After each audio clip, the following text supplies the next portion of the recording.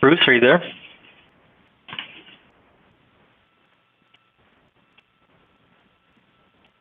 Is Bruce Romero on the line? Can anybody hear me?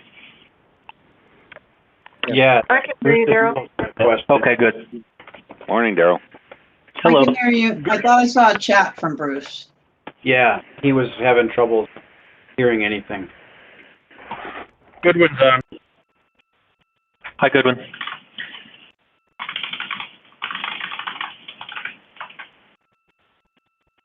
Bruce. It's Bruce.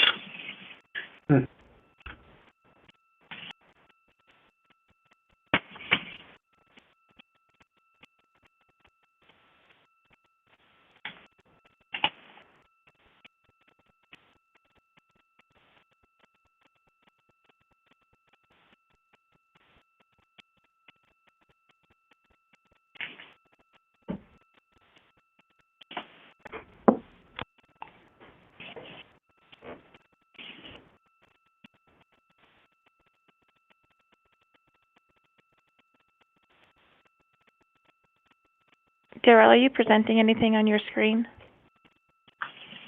Yes, you should be seeing the top of the agenda. Are you not seeing it? I'm not. That could be me. Hey, this is Bruce. Sorry, I had some difficulties, and I can see the agenda on Daryl's screen. Okay, good. All right. It's me. I'll try and get back in.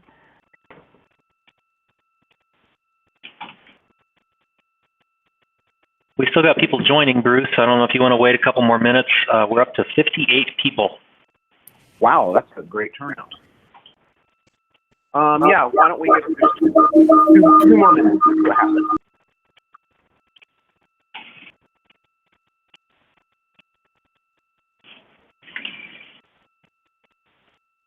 And I have some jackhammering going on outside my office here, so I'm going to try to stay on mute when I'm not speaking.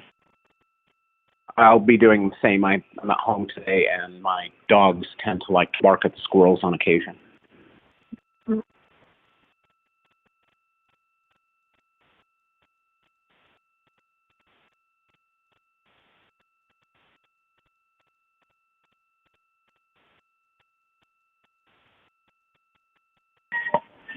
Oh, the sounds of the city, jackhammers and sirens.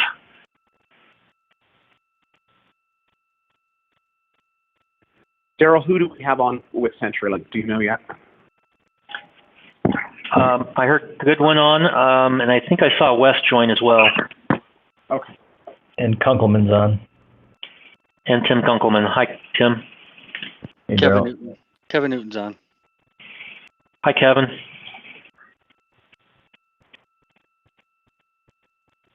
All right, shall we get started with roll calls and introductions?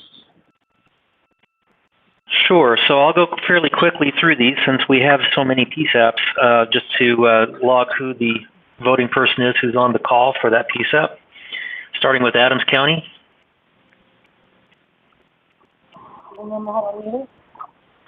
Anyone? Adams County? Arapahoe County is Bruce. Yeah, sorry about that. Joel Estes for Adams County. Hi, Joel. Oh yeah, they may be muted, so they have to star six Right. to unmute yourself. Star 6 to unmute if you're on the phone. If you're only on the webcast, it's the microphone icon at the bottom of the screen. Archuleta County. I think I saw Katie on. Bruce and Daryl, are we going to, do you guys see a need to touch on the authorities that we haven't yet been able to get to respond to us, or do you think that's not relevant to this conversation? We can talk about that, but can we get through roll call and then maybe touch back on that? Oh, absolutely. We've got a. That's okay. There's only a minority that we don't have a people from yet, and we can work on them, I think. But we can definitely talk about that. Baca County.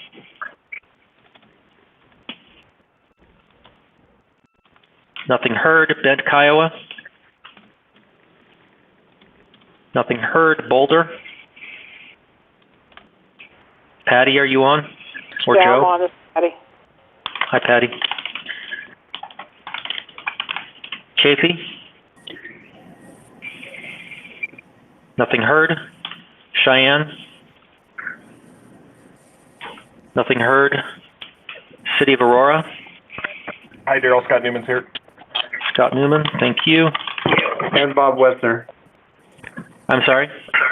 And Bob Wessner. Is that also for Aurora? Yes. Okay, thank you. City of Thornton? Sean Shear's here. Thank you, Sean. Brandy here as well for Thornton. Thank you, Brandy.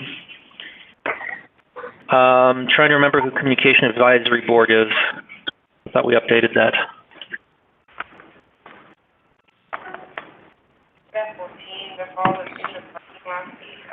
I don't remember who that is.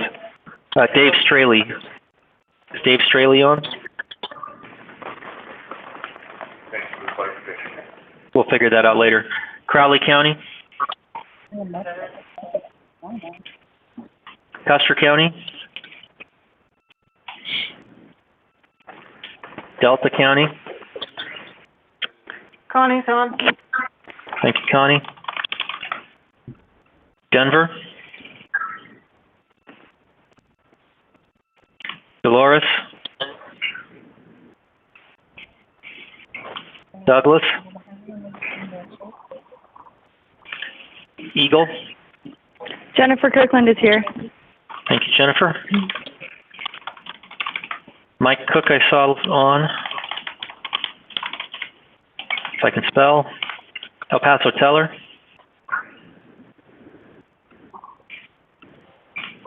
Elbert. Jim White for Elbert. Thank you, Jim. La Plata County. Phil's remotely present. Thank you, Phil. Fremont.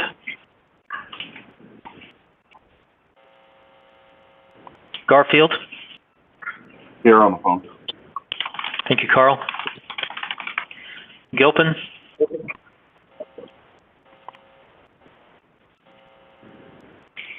Grand County. Todd's on. Grand Junction.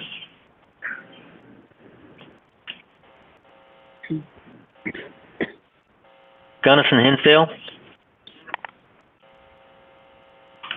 Huerfano. Jackson. Jefferson.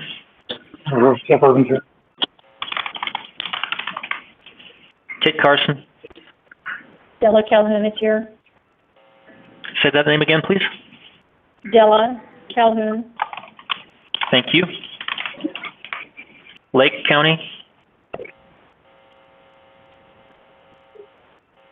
Larimer. I saw Kimberly. Los Animas. Lincoln. Logan. Moffett. Montezuma.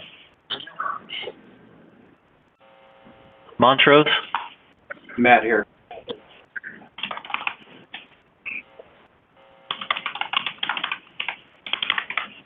Morgan. Jeanette Martin. Thank you, Jeanette. Otero. Ure. Matt here. Park. Maria Mitchell.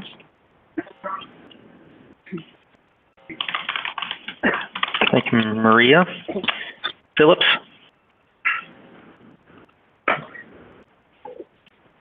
Pitkin. Liesel and Jennifer here from Pitkin. What was that first name? Liesel. Can you spell it for me? Liesel. Thank you. Mm-hmm. Prowers. Pueblo. city or county?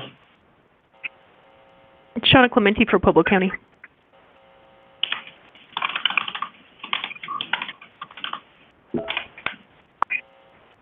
Anyone for the city? Route County? San Juan County? San Luis Valley? San Miguel? Matt? Here. Yeah. Sedgwick? Summit? I think I saw Jerry on.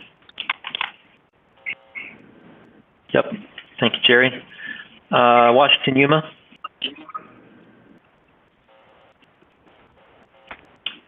Weld? Mike Wallace is on. Thank you, Mike. Western Rio Blanco?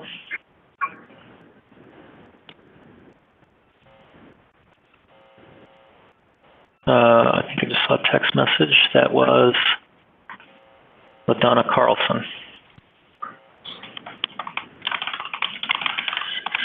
And I don't know why I didn't think of it while I was before doing this, but I think for future meetings, what I'll do is set up something like the sign-in page, except also have a drop-down box option saying if you are representing one of the 911 authorities. That way, we don't have to count through all 58 of them, and we can get the meeting started sooner. So we have 26 911 authorities. That is close to half of the 911 authorities represented. Bruce, I don't know if you want to try to, because we've got 68 people on the call. Do we want to try to do introductions of all the other people, or should we just go by the sign-in sheet? I think let's just go by the sign-in sheet. Of course, we'll be hearing from some of the CenturyLink folks, and they are some of those that are. Okay. So far, there's only a few people on the sign-in sheet. So on the agenda, which you should have gotten a copy of, and I made the form itself public so you can actually see who signed in. Thank you, Bruce, for letting me know I hadn't done that. But if you follow the link on the agenda, which is here, where it says sign in, or if you just have a paper copy, you can use your phone to take a picture of this QR code. It will take you to this page, and you can just sign in here, and that will be our official record for the sign-in.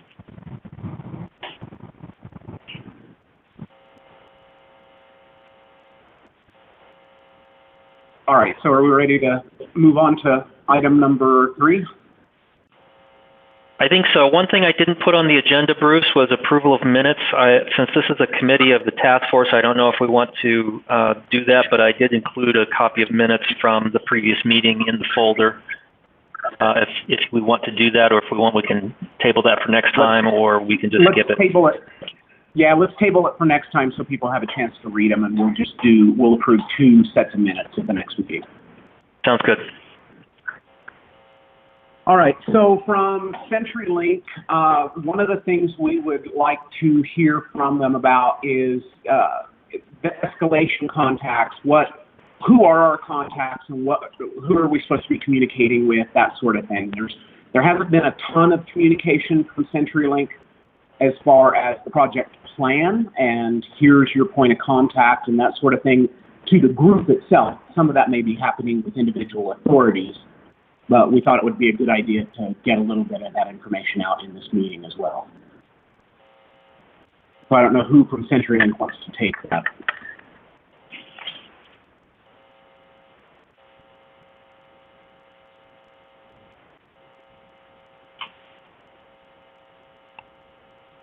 Did we lose our CenturyLink people? They might be trying to get off mute.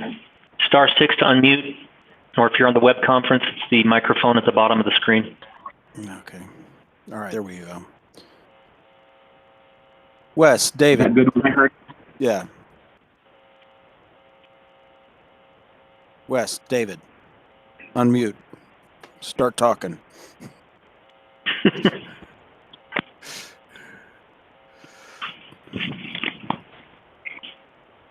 All right, let's skip past that. I don't know what's going on. We've got a little chat. I thought Wes was here and was gonna, or either Wes or David was gonna talk about that, but perhaps they had to step away. Let's move to the next thing. Sorry about that.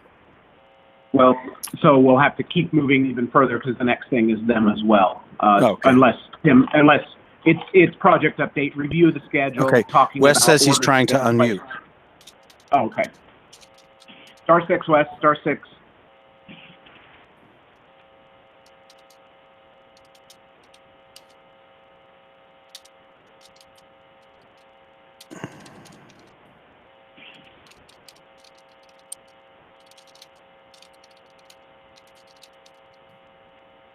Yeah, really looking at the agenda, most of it requires the project team to talk about, if not all.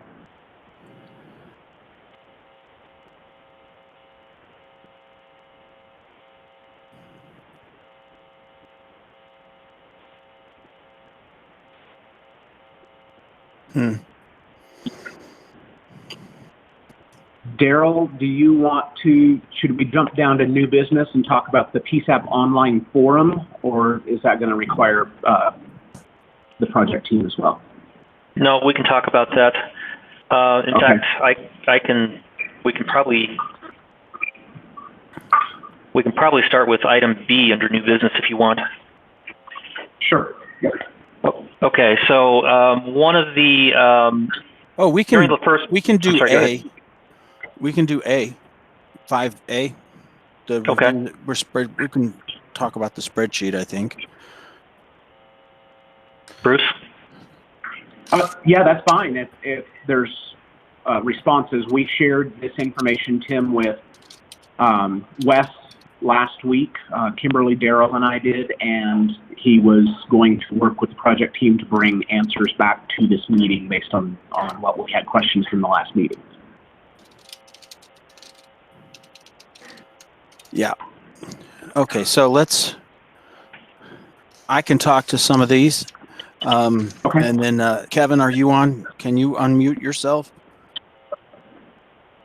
I can unmute myself. Okay, good, because I had some and Kevin had a couple, so.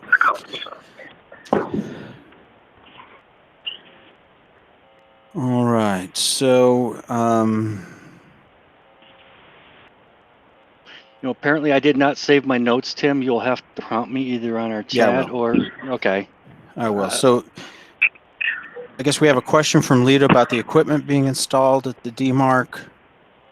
Is introducing single points of failure. That's the second one. Okay.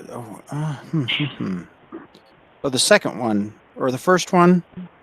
Is there a question there on that first one about the schedule? I can't read what you've got on there. Well, I think the question Is was it too small? Yeah, it's blurry and small. We kept going back to seeing the order date in the tariff, and no one was reporting that they knew that that an order had been placed, and some of those dates had passed. So we were trying to get a handle on what's happening with these order dates and why don't the authorities know if it's happened yet or not. No one's been notified oftentimes, or as of the last meeting, no one had been notified that their order had been placed or they had not participated in the placing of an order.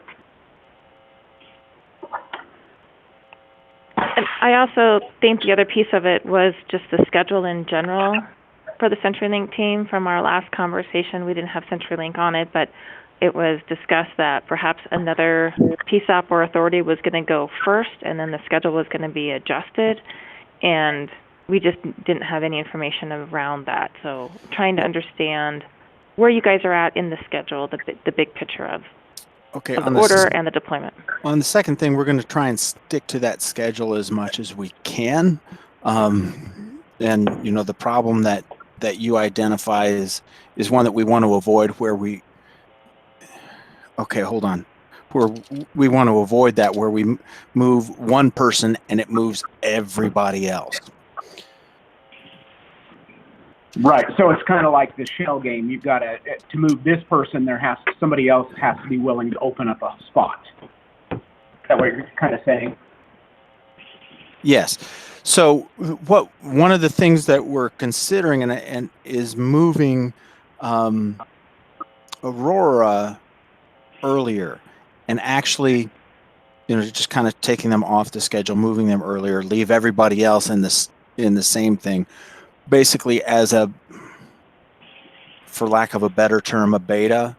So to bring them on early to identify problems that we might need to know about before the regular schedule starts. So if we move anybody specific, we've been talking with Aurora about that, we would still keep that schedule as the default. But again, if you've got things that you want to do to move up or back, let us know and we can work as we can to modify that. But right now we're looking to comply, to just kind of meet that schedule that we've laid out and go forward with that. That's the second part of that question. The first part of the question is about orders, and I don't know the answer to that. That's going to be so in general, remember that the tariff sets up this construct by which we either get an order from you, and that orders basically specify the number of sessions that you want, or we'll work from your existing CAMA trunk count as the default if we don't get anything from a PSAP/authority. So, hey, Jim, this is Wes. There we go. All right, Wes. Can you hear me? Yes, we can. Thank you. I had to hang up and call back again. Yeah, the orders for 2016 are in, and Kimberly and Douglas County have given their order forms back. We anticipate you said the rest 2016. I hope you mean 2019. Sorry, okay. Dyslexic here. And so those are all in and progressing along. And the order is the same as what I heard you say. That we're sticking to the calendar at this point. There's been no change. We're just validating. So I think what Bruce wants to hear is that could you kind of walk through the process for those that are 2020 PSAPs? Could you kind of walk through the process in terms of how we'll be contacting them and working with them, in advance of their quote order date to get them comfortable with that order? Just before you do that, Wes, I want to clarify what I just heard. Did you state that all the PSAPs that are going to cut in 2019, you've received all the orders and all the orders have been placed for those PSAPs? Well, internally, we've done the ordering form for getting those through and confirming it with the order form, much like when you responded with yours to confirm the amount of concurrent sessions for your locations. And so those are moving along. Yeah, so Bruce's question has nothing to do with our internal provisioning process. What about, where have we received the orders from the PSAPs for all the 2019? Well, it is an internal process of billing it well ahead of what the customer will be seeing when it confirms the billing cycle. That's what we're doing now, is building the infrastructure basically at this point and confirming those amount of concurrent sessions. Here's the confusion from the authority side is we look at the tariff, and Wes and I have kind of discussed this already, so I'm just kind of trying to push the conversation along. We see in the tariff an order date, and to me and to a bunch of us on the last call, where none of us had received that form yet, or no one on the call had. And we were confused because we assumed there would be some sort of communication or something to let us know that the order had been placed, or we would work with CenturyLink to place the order. Now, Wes did explain to me that it's more of an internal process, but because the date is listed in the tariff, it felt like there was communication lacking because we didn't know if it had happened or not.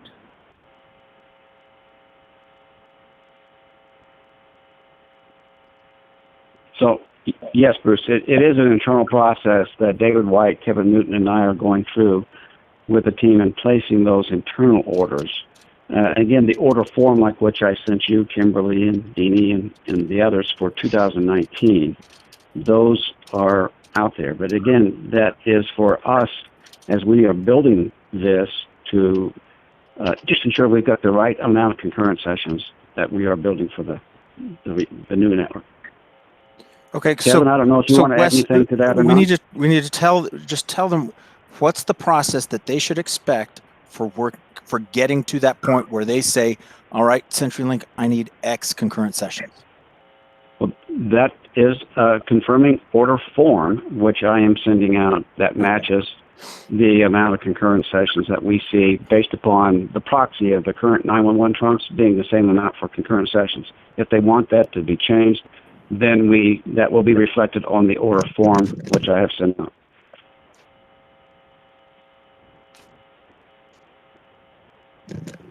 Is that clear, Bruce? Does that make sense? Yeah, I think so. I think a big part of the confusion at the last meeting was we were past some of those order dates and no one had received that form for those agencies that were past it.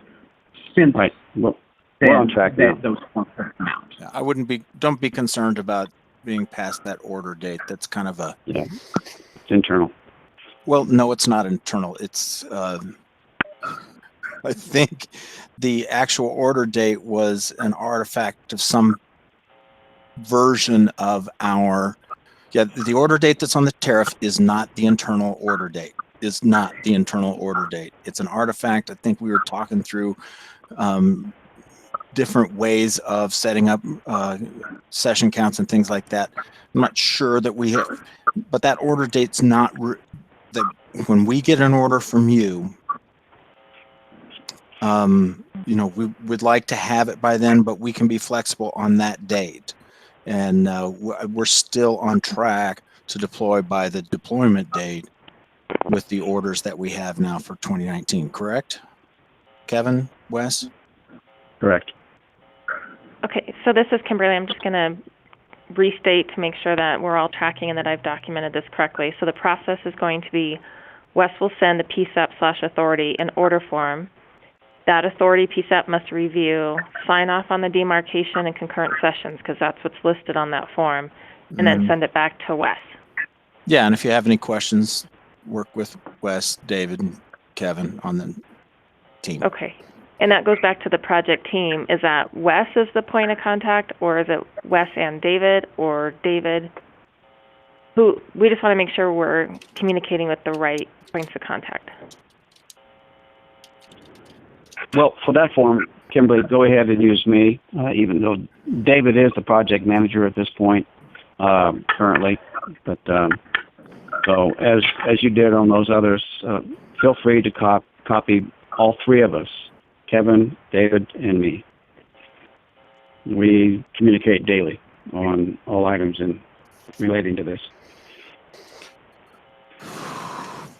So, Wes, this is Scott Newman from City of Aurora, and just not to belabor the point, but I just want to clarify. So, you had said, as Tim had said earlier, Aurora was going first, and don't get me wrong, it's not like we're chomping at the bit to be first or anything, but then when you came on, you said that the calendar was actually proceeding as originally scheduled, but I thought Douglas County was originally slated to be first. So, can you just clarify, is Aurora going to be going back to the schedule that we were originally, or are we still on track to be going sooner rather than later? No, we're sticking to the calendar, but you would be the exception based upon our conversation with Entrado and you having that particular kind of system. So we're keeping Douglas County where they are at the calendar. And I have been speaking with Deanie about that, and we're going back and forth on some questions there. So there's no change on that calendar at this point. And Bruce might be doing some things on his because he had some different dates.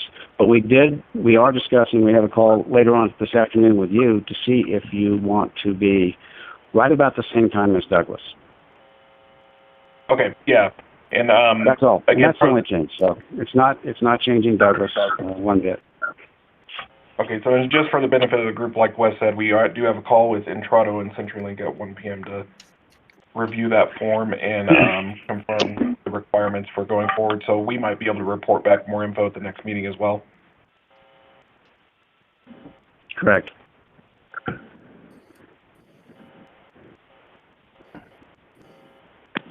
Okay. Does anybody else have any other questions regarding the order dates and the project communications that are listed in that first open discussion item? Okay, hearing nothing. Kimberly, do you want to take this next one since it was reported by you? Yeah, absolutely. And, thank you. So from our conversation on our first meeting, and it goes back to the conference call we had with Kevin and David about the equipment being installed, and Paul Baker was on the call as well, about being installed, and then we took that information and we drew a diagram just reflecting our understanding, and that's what is included on the third tab there on the bottom. And so on the right side, this is the hardware that is provided in a PowerPoint that CenturyLink shows us what's going to go in the rack, how many use, etc. And then we just, on the left side there, we drew out more of a Visio understanding of how that hardware works and how it's supporting the ingress into the system and the handoff at our demarcation. So this was some of our concerns that we brought up and wanted to talk about was the single points of failure as we've identified in some of the solutions and the hardware that's being installed, and just talked a little bit with Wes about that. I know Wes said that he was going to regroup with Kevin. And Kevin, this isn't anything new from our conference call that we had with you guys previously, so just wasn't sure if CenturyLink had time to talk internally and able to talk to this with everybody on the call today. And of course, if we misunderstood anything, this is a time for us to kind of correct the drawing too, because we just wanted to put the conversation into a picture so we could track it. So on the drawing, the one thing that's not there is there's two routers at each location. Is this one location that we're looking at? This is one. Yeah, this is one location. All right, that's so good you'll then. see a router A, router B. Good. Okay. Perfect. Then I just wanted to make sure. So one of the questions you had raised was the NIU, having a single chassis NIU for the site, for the location. So I did do some inquiring on that, and the NIU that it's installed, now there is an exception, and I'll cover that in a moment, does not have local power. The chassis itself is all individual circuits. They're line powered, and there is no back plane in that chassis. So if card 1 goes bad or the physical components of slot 1 goes bad, it does not impact the rest of the unit. So they are, even though they're under one housing, each individual channel is by itself. It's local, it's powered through the span itself. It has its own output. There's a plug on the chassis itself, and it is dedicated to that card. They don't share electronics amongst the circuits. So even though it is one unit, one chassis, they're all independent units inside the chassis. Now the exception is if we have to come off a fiber where we don't have line power, we would have to have local power for that chassis. And when those happen, we will have to have conversations on those situations if we have that in any of our PSAPs. So yes, there is a single chassis. It is not a single point of failure because every slot in the chassis is a standalone slot. Okay, and so the NIU, just to make sure I understand, that NIU enclosure power, there's no power to the NIU, so Correct. the power. Okay. There is no power. There is no local power on that NIU chassis. It's all span powered. Now, I did have to ask people who do that work.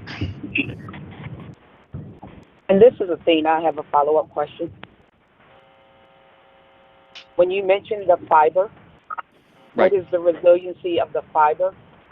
When we get to the systems that will have a fiber, we will have to have conversations on that because I can't speak There's probably only one PSAP in the state that has that, and with a potential another one, but I have to look at that one PSAP when we start going into that design. Okay, so we don't have an answer yet on the redundancy of the fiber, because if that fiber goes out, what occurs? Right, I have to look at that situation when that's actually designed. Which Okay, fiber, I'll hold that as Athena, which fiber are you asking about? He mentioned fiber as he was explaining the unit, the component, and there was a piece where he mentioned fiber, and so I want to follow up on that piece of it to understand that there will be resiliency and more than one way of coming in, so that if something happens to the fiber, we don't lose lines. So far, all my designs have been on copper pairs. We have not. Now, I understand that there might be situations where that may not be an option, but I have not run into that yet. I haven't gone that far enough. I've been only looking at the 2019 PSEPs, and we have not run into that in any of the 2019. We will be starting on the 2020 ones shortly. I'm not going to give a date, but when we start going down those, I know we're going to have some conversations, Athena, on your facility, and to make Absolutely. sure so that is going to happen. It has to happen, and that's been flagged that we have to have that conversation. Okay. And you said, but initially it's all on copper spares? It's on copper spans. So when Okay. we install them, so far, all my circuits that we're ordering are on copper. Okay. I'll just make a note to hold since we're going to have conversations. Thank you. And Denver is special. It's larger than all the others, and just because of the size and your facility, we are going to have conversations. Understood. Okay. Kevin, when do you think you're going to want to follow up with Denver specifically on this item so we can just flag it? I don't want to name a date because I'm not sure when we're going to get to that. I mean, I expect it'll be within the next month, I would expect. But it depends on if everything's on fire, I need to pay attention to that stuff. But Denver's answer won't answer for anyone else. Correct. And just to let you know, mostly what I am concentrating on is the transport to the PSEP themselves. So each location, and that's what I'm really looking at the design of. I want to make sure I'm using the camera trunk count, even though you may not be exactly that count, as a place to design the capacity of the circuits that will transport itself.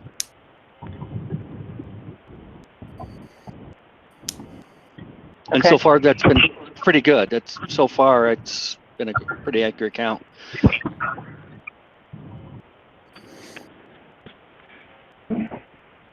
I'll stand by. And when we do have those meetings, we'll also involve our TS as well. Wonderful. Thank you.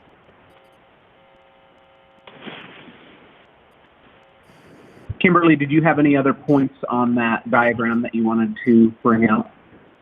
Yeah, so if you don't mind switching back to that tab, Daryl diagram. So the other items of single points of failure are just these different pieces having single power supplies instead of redundant power supplies.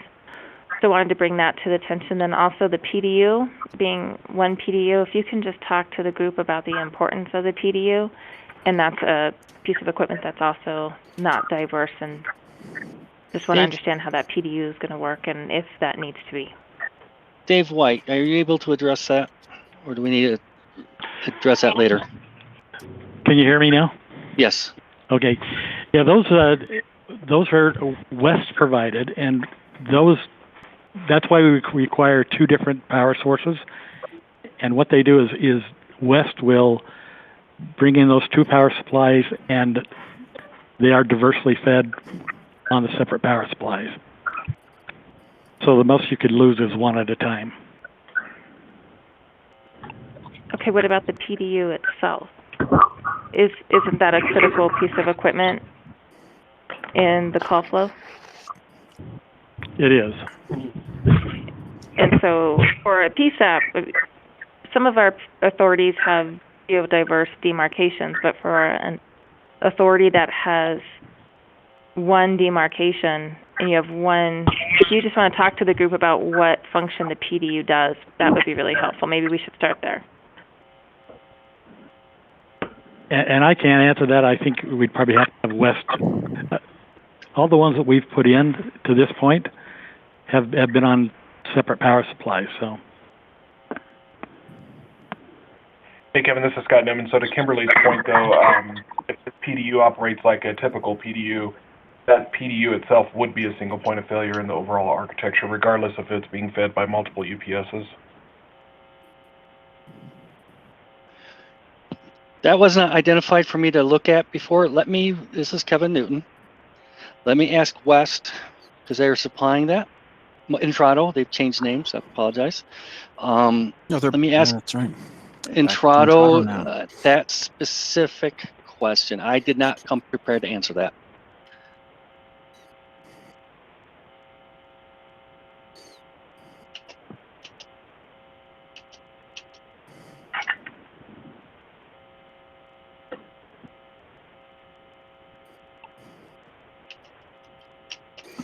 Okay, thank you, Kevin. Should we log that in the discussion that we need to circle back on that particular question?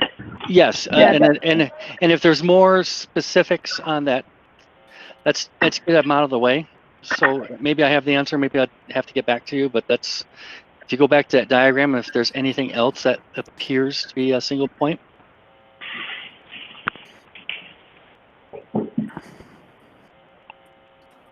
Just our best practices when we install critical infrastructure is to not have single power on a router. So having the pad device, the routers as one power supply, typically we install that with two different power supplies going to two different feeds. So we just wanted to bring that up. That's an area that we notice as a single point of failure. Good. I will get that addressed. Okay, thank you. Okay, what's our next item?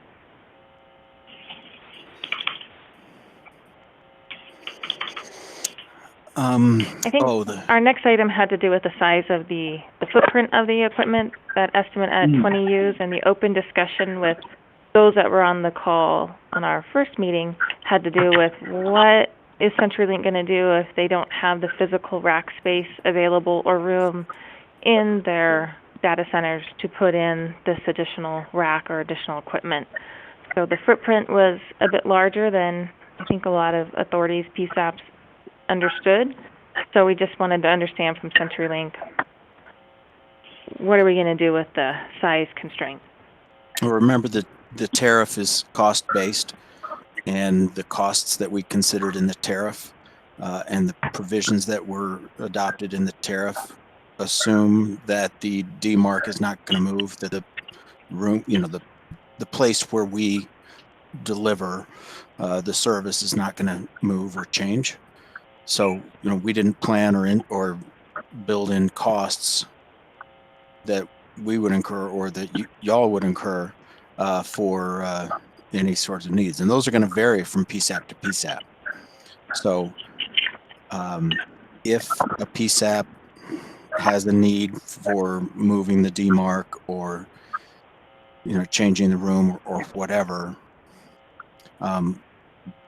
talk to us about the most efficient way to do that. But pretty much that has to be on the PSAP or authority if they want to change the place where we're delivering the DMARC to at this point.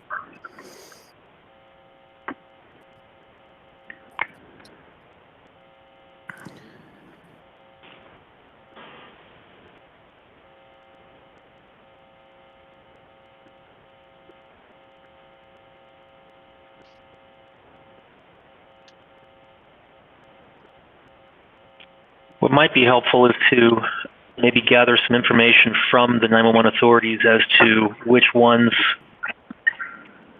don't have space currently, and see how big of an issue it is, and maybe that would help brainstorm some potential solutions. Hey, this is Phil in La Plata County. When we had our ESInet meeting the other day, my understanding was that rack space and power requirements were yet to be drafted. Is this what we're talking about? Yeah. Phil, the rack space is known. It's two configurations. It's whether or not you're going to terminate with camera trunks or whether or not you're going to terminate with SIP. So it's known how many U's you will need for each of those configurations. And then I think our next item is the electrical requirements, where CenturyLink can dive a little deeper and explain those requirements for us. Kevin, do you want to talk about real quick the rack space for the two different configurations? I think Dave is probably better qualified for that. I can. Sure. David, are you able to speak to that? Yeah. White? You're looking to see how much rack space is required? Yes. You need about a half rack worth of equipment for it to bring in the network. And like they said, it's about 22 U's that at a maximum that you're going to be required to place that much equipment in. Whether or not we bring in the rack, or you have an existing rack that you want to place that equipment in, that is what these surveys are providing. Whether you've got space available and rack space available, or do you need us to bring it in? And that's where the question is that was brought up earlier, is some PSAPs do not have enough space to put additional 2-post rack or 4-post rack in. And along with that rack, what we need is two 20-amp circuits with twist lock connectors close to that rack where we can provide the power to it.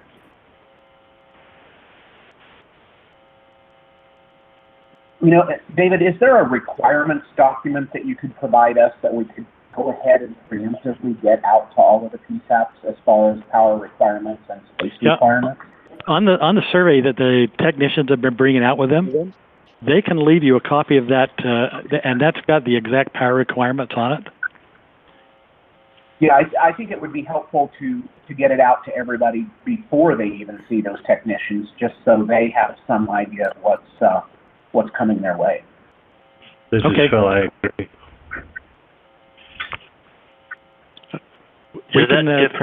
I can send you copies of the site surveys if you'd like.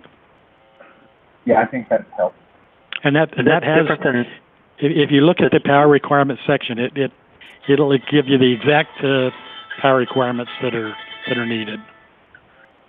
Okay, and if you're saying about a half rack, and does that equate to a quarter rack at each location if we're geodiverse with 2 nodes? No, it's a half a rack worth of equipment at the host locations. So if you're in a multi-node environment, it's whatever the host is. If you're a host location, then you need each site of the host will need a half a rack worth of equipment. And that's for redundancy purposes. Okay. Does that make sense? Yeah. Same footprint at each host. The remote locations, far less. So. Well, remote locations, if you're a remote off a host, will have no equipment. Correct. Just your CPE. Yep. Okay. And whatever connections you need to get to the host. Phil, did that kind of answer your question? Yeah, it did. And from what I'm hearing is that the rack, if required, installed 20 amp circuits, all that is left up to the cost of the PSAP or authority board. No, the rack is not part of it. We will provide the rack if it's needed. And we Okay, so it's just, we can do a cabinet. okay, so you guys will provide a rack or cabinet. We just need to provide 220 amp circuits. And then the 66 block, is that included or no? If you're going SIP to CAMA, the 66 blocks are included, and we will need space to put those on the wall wherever they're located. Okay. And there's also a ground. We need ground cable. Yeah, the rack will have to be grounded also. And I have grounding within the comm center, so yep. You're saying the comm center needs to ground that rack, or when you put that rack in, you'll ground it to the grounding capacity of the comm center? Whatever you're grounded to now, we will ground to that source. Okay. Now we're That not answers going my question. to we're not going to open up your electrical panel and run a wire to. So if you have a standard configuration of the halo in the room with ground places that we run a ground to, we're happy to run to that. But we're not going to open up your electrical panel that requires an electrician. Okay, I have a grounding halo. We're good. So there's a spot on that. I just want to be specific. Generally, you'll have a bus associated with that, so. I have that too. Yep, that's what we'll connect to. Sweet, thanks. Bill, do you have any more questions? Not currently, thank you. Okay, the next item on that sheet was regarding project management hours and how that's being tracked and how we, since we are individually paying for those project management hours, how are we being kept in the loop and know how many hours are being spent on our project?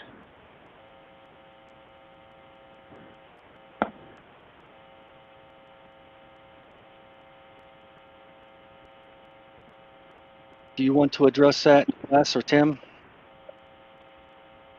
It just said Daryl will draft a document. I don't know. Did you draft a document, Daryl?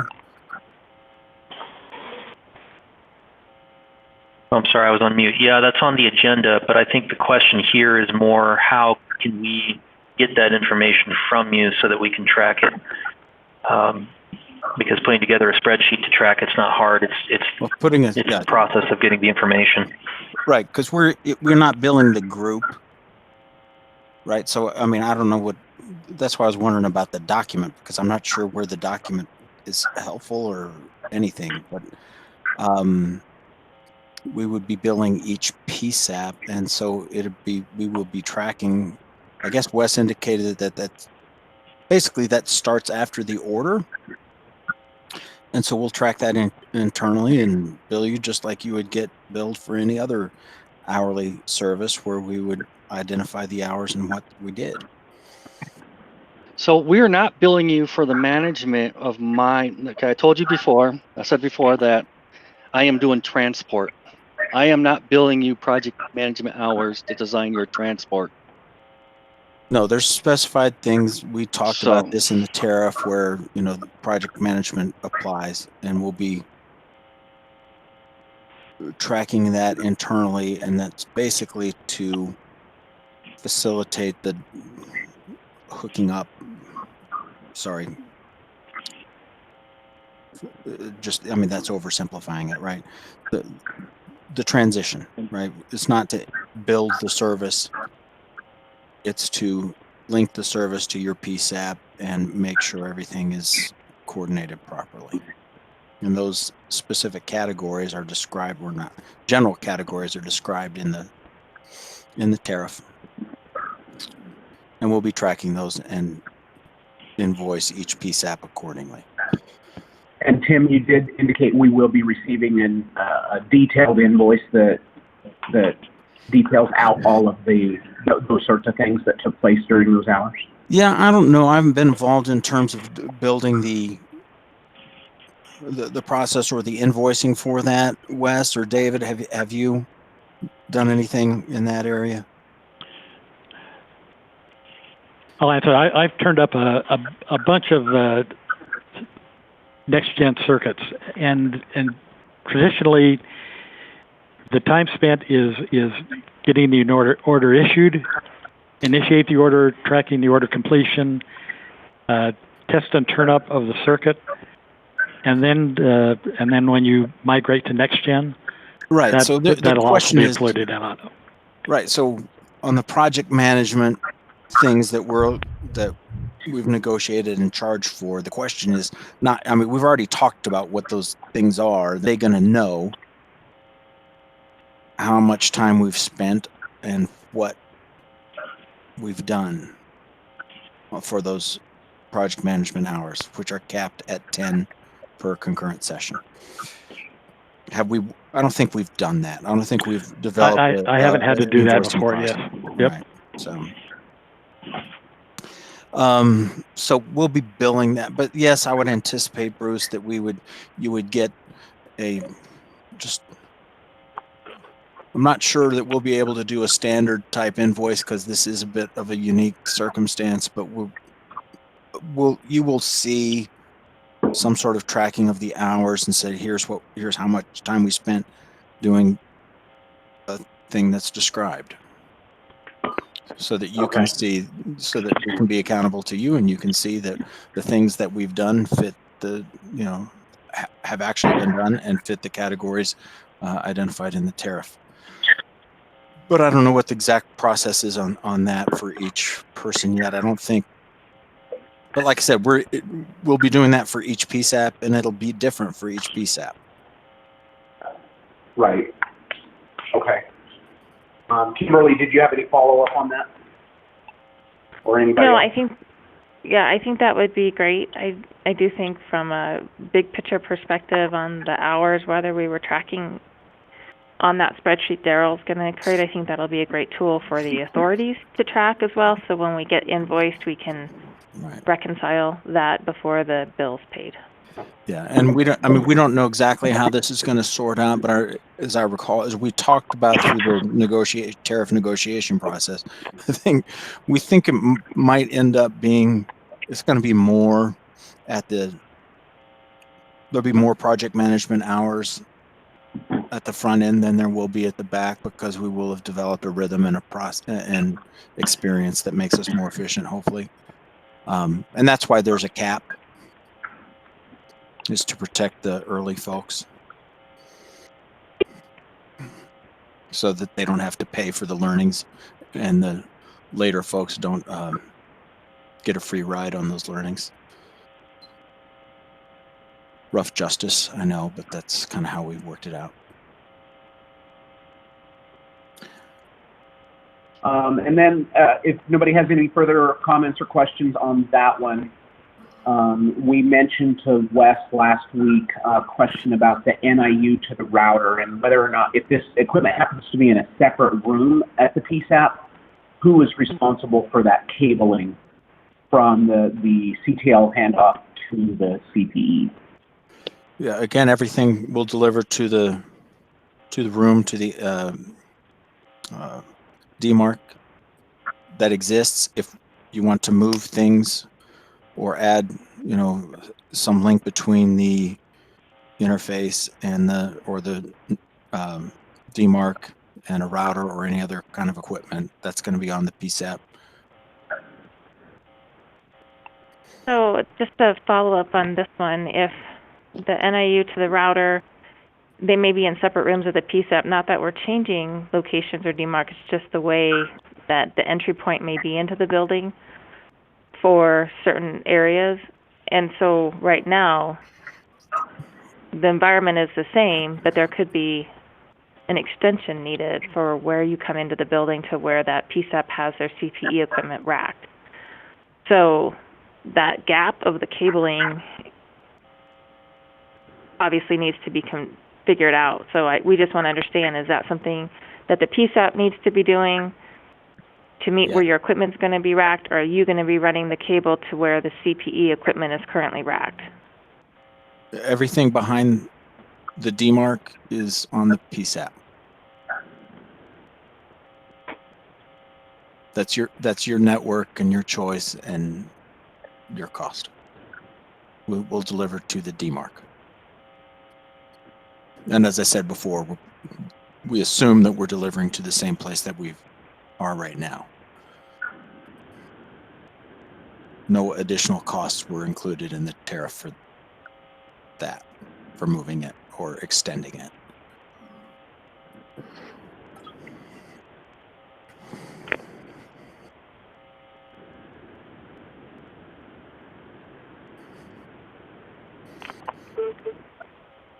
Okay, what is the rest of, there we go. Oh, Kimberly, I'll let you phrase this, since it came from you. I think you can do a better job of reframing this. Yeah, so the next one, what we talked about with on the last call, had to do with just the monitoring of the ESInet. So that's probably information that would be good for a future user group conversation, is just to have a brief presentation from CenturyLink to understand how often your network is being monitored for dropped packets, policing, what does those thresholds look like. So not an issue, just from our conversation, a gap of information that we would like to close up with this group. Sure, we already actually did this. And if you look in the tariff, it's section 9.25, 9.2.5, letter I, sub 2 and 3. So sub 2 is the service quality objectives. So it's service availability, A, B, C. I'm going to talk about A, B, C, and D. Tim, he's trying to scroll to it. Let him scroll. Okay. Are you going to? He's bringing it up on the I'm screen. just looking at the other. At the Please give me that reference again so I can look it up so everybody can see it. 9.2.5, I, 2 and 3. So it's page 84 of our tariff. Okay. Or excuse me, that's of the page 67. It's page 84 of my PDF. Okay. Okay, so this page? Yes. So make that fatter so that people can see it. So A, B, C, and D, those are the service availability, jitter, packet loss, mean opinion score, right? We also have the other, there's E, F, G, and H. Those are a little bit different category. So if you go down to 3, subpart 3 there, what it says is that we shall measure each of the objectives in A, B, C, and D on each concurrent session at least 10 times every hour and quarterly report on the average statewide performance relative to each metric for each month on or before the 10th day of the month following the end of each calendar quarter. And then it goes on about copies and such.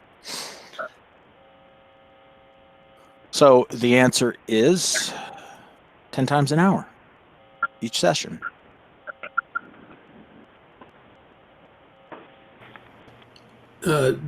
Darrell? I'm Yes. not a member of the user group, but I'd like to make a comment, a suggestion. I think we did go over this a lot during the tariff proceeding or process or negotiation process. And, you know, there was help for us non-technical people to understand what all of this meant.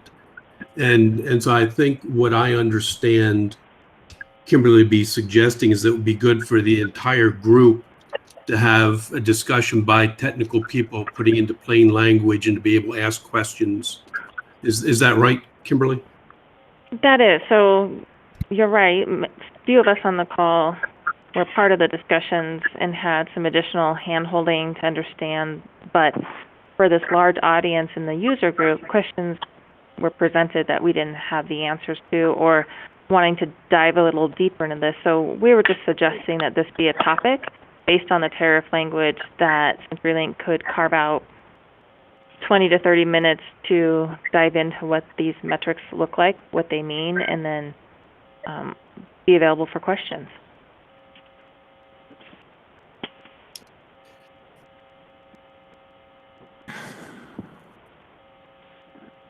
We don't have the resources on this call to be able to ask those people to come to do that. We can reach out and ask them if we can put together something. I don't want to. Go ahead. that's definitely what we're asking for. We're not asking for a presentation now, certainly, but yes, if you would just commit to reaching out to the right people and see if you can put this together, that would be awesome.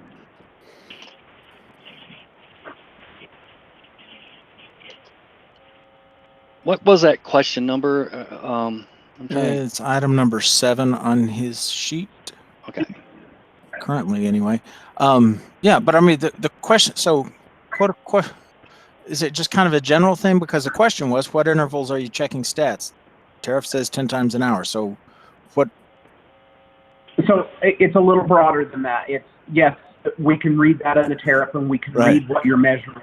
But for a lot of people, and even those of us that were in the negotiation, it's very technical, and I don't know if I have a good grasp on what each one of those items mean exactly. So the layman's description of what these are and what they mean to the network, so each of the authorities can have a better understanding. Just a description of what this is and what it means to us that it's measured on each session 10 times an hour. Okay, so so you just want kind of a deeper general understanding of how the service quality monitoring will work. Yes. Okay. So and what these different measures mean, I think is part of what we're getting at as well. Like a glossary of these terms. And the opportunity for people who weren't in the tariff process to ask questions so they get the understanding they should have or want. All right. So I think what would be smartest is for us to have a presentation, but West should be included in that, because part of part of that service quality monitoring in terms of their stuff, and now I can't remember the name of the system that they have that does the reports. It's 911. Dadgummit. It's a BRIC server. The BRIC server. Yeah, there you go.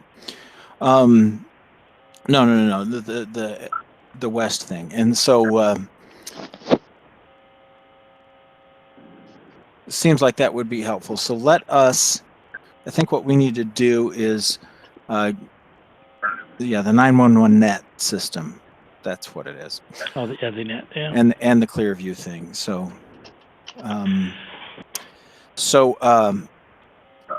probably need to coordinate a presentation with both West and CenturyLink and let us figure out a good time for that and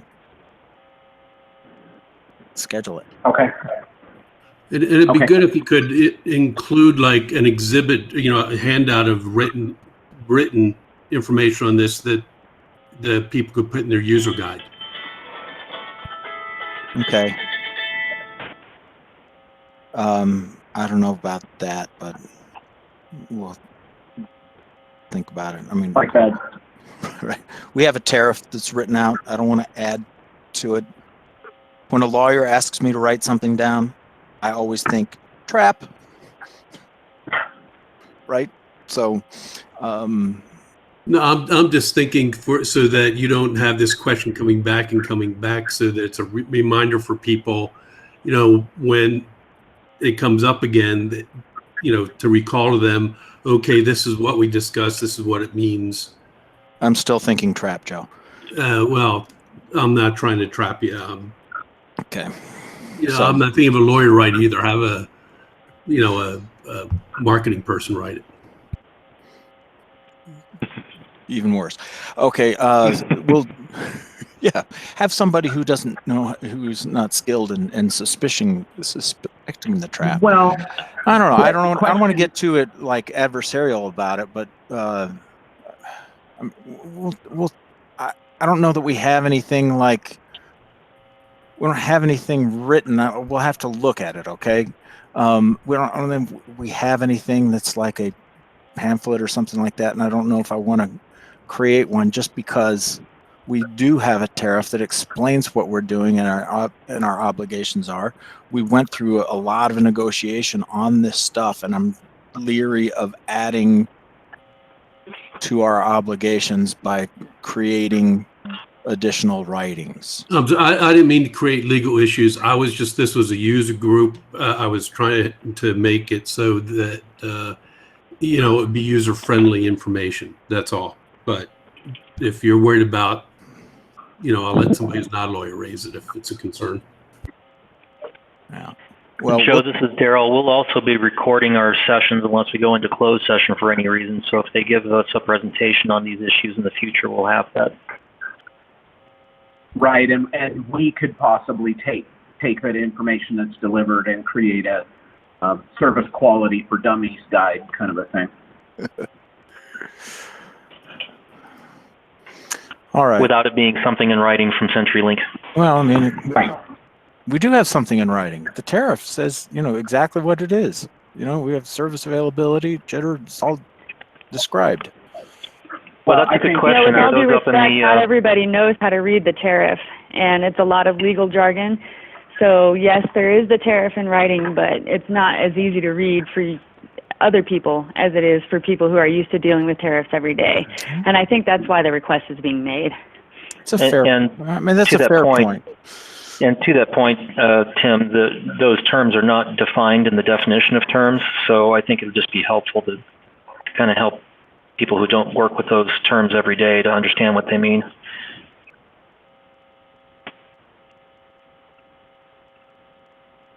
Yeah, I think we can glean from that presentation that CenturyLink gives us what we would need, and then also, it's not as if jitter is something unique to this ESInet.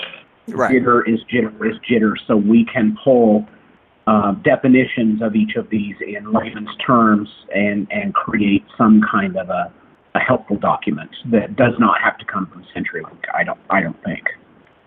That's true.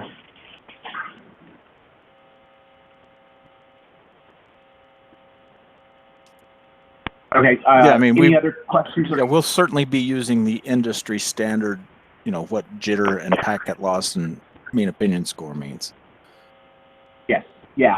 I think we can come up with something, since considering your concern for CenturyLink writing it. I think we can come up with something, and then, I don't know, maybe you guys could look at it and tell us if we're off base, but I'm willing to commit to working on that. Okay. Well, we'll take a look and see what we have, and consider that request. I'm just kind of raising the concern that about that issue, right? So I don't want to. The tariff is our agreement. Even if we provide something, I guess I just want to kind of pre-note that says, okay, whatever we provide, the tariff is the thing, not anything that we provide. Oh, I agree that it all comes down to the tariff. That is the official document. Okay, well, so that's an easy the short term. I don't know how to. Go ahead, Joe. I said it's an easy solution. Lawyers are good at writing disclaimers. Put a disclaimer on the bottom that, notwithstanding the information provided here, the governing document is the tariff. See, I just wrote one. Bruce, this is Monica. I don't know if you can hear me or not. I hope I unmuted myself, but something like this would be very helpful. Jennifer's point was right on the money. After driven around the whole state and talking to all these authorities, the few of you who are well-versed in the tariff process, understand what happened, understand the impacts of the language in that document, nobody else does, and nor do they have the resources within their authority to get it. So if we can craft something that can help them navigate that, it will help them out. This is a perfect task for the resource center. Right. My plan was, Monica, to reach out to you and see if we could work together on getting something down in writing as kind of a user's guide, kind of an understanding of this. Absolutely. I'm all about that. Okay. And this is Daryl. I'm willing to help with that as well. Any problem solved. All right, that looks like that completes our list, right? Because the item number 9 was just added today, so that will take that we can't complete that one today. Yeah, yeah, we'll have to get back to you on the scheduling of that. I've just now volunteered West for this. Yeah. And so I have to go and talk to them and have them yell at me for volunteering them for this. And then figure out a schedule. So Yeah, we're okay with you being yelled at. That's all right, Tim. I tell people that's what I do. I said I get Yeah. yelled at for a living. Better you than me. All right. And by the way, before we move on, I just want to state that I know sometimes it's with big spreadsheets like this. And first of all, thank you, Kimberly, for putting this together and for taking notes during the meeting. It's extremely helpful. But for those of you who are having difficulty seeing it because it's on it's being broadcast over on maybe on a small screen on your end, all of those documents are available in the folder that I sent out by email a couple of days ago, and I also have a link to that discussion item spreadsheet in the agenda. So it's a little late for this meeting, but for the next meeting, just be aware that you can open those documents up directly on your own screen instead of having to rely on what's being broadcast over the web conference. Yeah, thank you. I'm sorry, Bruce, go ahead. No, that's fine. I think we'll try to get back on our agenda. Just make sure that we didn't miss any points. Was there anything else we needed on number 3 for the project team? I think Wes touched on this just a bit as far as when we communicate with David, Kevin, and Wes. Was there anything further that we needed to get out of that topic? I think just typical with projects is you have an escalation point. So if we don't hear back in a timely fashion, is there an escalation that CenturyLink wants us to use? And then also, Steve Parker was a name that was provided by Wes, and I'm not sure, is he provisioning? Is he network? Should we also be including him in the conversations as well?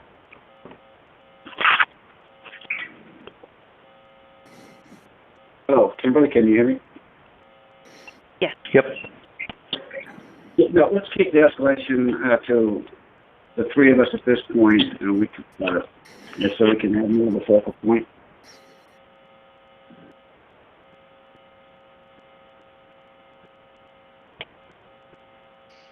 I have not, we haven't even discussed an escalation person. That's a good idea. That's probably something we should address.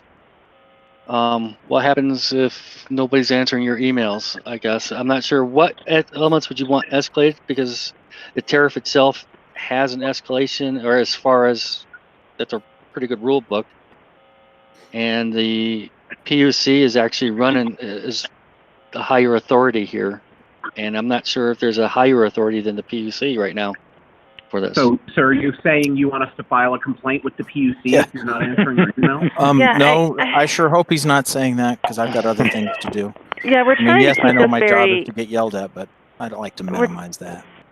We're trying to keep this very user-focused, user-driven, and manage it like a project, and trying to communicate like a project. So, yeah, I mean, the PUC obviously is going to be involved and at a user group level, but we definitely would like to be able to just poke where we need to if we're not getting a response in a timely fashion and we're having issues on the project. So what I'm hearing is we've got the 3, but if there's an escalation point, if CenturyLink can get back to us so we can document that, that would be great. And then we need to understand Steve Parker's role. Should he be included in emails? Is part of the team to be discussing our deployment, or is he just in the back? This is Kevin. He's just in the background. Yeah, Kimberly, we'll clarify for that escalation point for you on the team. Okay. Yeah, this is Daryl. As the only PUC staffer on here, I wanted to say that if there is any way that these things can be worked out between the parties before a complaint is filed, that would be very helpful, because otherwise it's going to take a lot longer to resolve these issues than it really should. Oh, yeah, because it's awful that way. I completely agree. So just want to understand and meet expectations here. So it seems to me that the escalation process is going to be different for the deployment phase than the operational phase, if that makes sense. Sure. Right. So, I mean, there's a question like, hey, I'm trying to figure out how many concurrent sessions I have, and I'm not getting anywhere. Or Wes tells me that I need 12, and I think I only need 8, and we can't agree. Who do I complain to? Right. I mean, that's a different question than my service is down and it needs to get fixed. Yeah, Right. Tim, I think what we were looking at right now was all this initial project piece, not we're live, we're operating on the system, and the system is not performing. And that's a point that, how are those issues going to be reported and handled with this user group? This user group is not just for the initial deployment, so you may have 2 separate escalation pieces that you want us to consider. We just want to document it so we have a place where the PSAPs authorities across the state can have a reference and know what to do and what you want. All right. And Wes, this is Dave. I think the overall project plan, I think my boss would be the overall escalation point, which is Kimberly. I'll get that to you and Wes. You know who that is, so. I agree. We'll publish it. PM is a PM. So we'll get that established with the names out there and a plan for everybody. Yep, we'll publish that to you.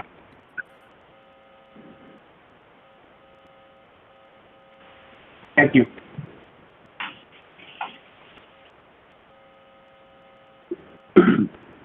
Okay, so we did talk about a bit the schedule and orders placed and that sort of thing. Status of installs, none have been installed. We talked about the Aurora possible change. Is there anything else from the group that we wanted to talk to CenturyLink about regarding the project update number 4, A through C?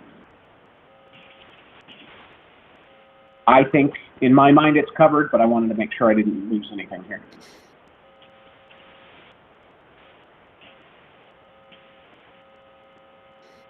Okay, great. Back down in number 5, new business. We finished the spreadsheet, so lessons learned by Daryl. So in the first call, there were a couple of requests for documents. One was a lessons learned document, and if you go to, and by the way, I'm probably going to try to build a website for this, so it'll be easy for everyone to find, maybe as part of the Resource Center website. But if you go to the ESInet Users Group folder and go to Working Documents, and this is a public folder, by the way, so anyone can view it. I created one called Lessons Learned. You can tell by the color scheme, I basically stole from Kimberly's template for the discussion items. Just have a column for date added, who it was added by, and a description of the lessons learned, so we can track these going forward. Is there any other columns you guys think we should add? Do you think this is a good format? And I think the idea behind this would be, as PSAPs go through their installation, if they have some tips or some advice that they want to pass on to the next PSAP that gets their migration, we'll have a place to store that knowledge and wisdom. Daryl, I think this is great. Added by would be good, but maybe we also need agency and contact information, because somebody may just put in their name versus putting in their name, what agency they're with, and then contact, because you may have a need to follow up with them offline. Okay. Agency and contact. Yeah, that would be great. And I will resize this. I can do it right now. Okay. Anything else? Okay. The other document was the project management tracker. We already talked a little bit about that. Based on the discussion we just had, I'm not sure that this group is going to have access to individual project management hours at the different PSAPs. It sounds like CenturyLink was only committing to billing each PSAP separately and not necessarily reporting to anyone else who they were spending project management hours with. Did I misunderstand that? Anyone from CenturyLink?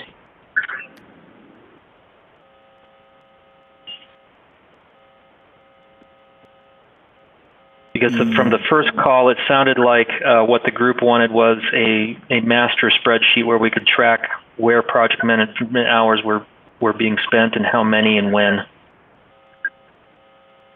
And I don't know that we're going to have the information to do that. Tim?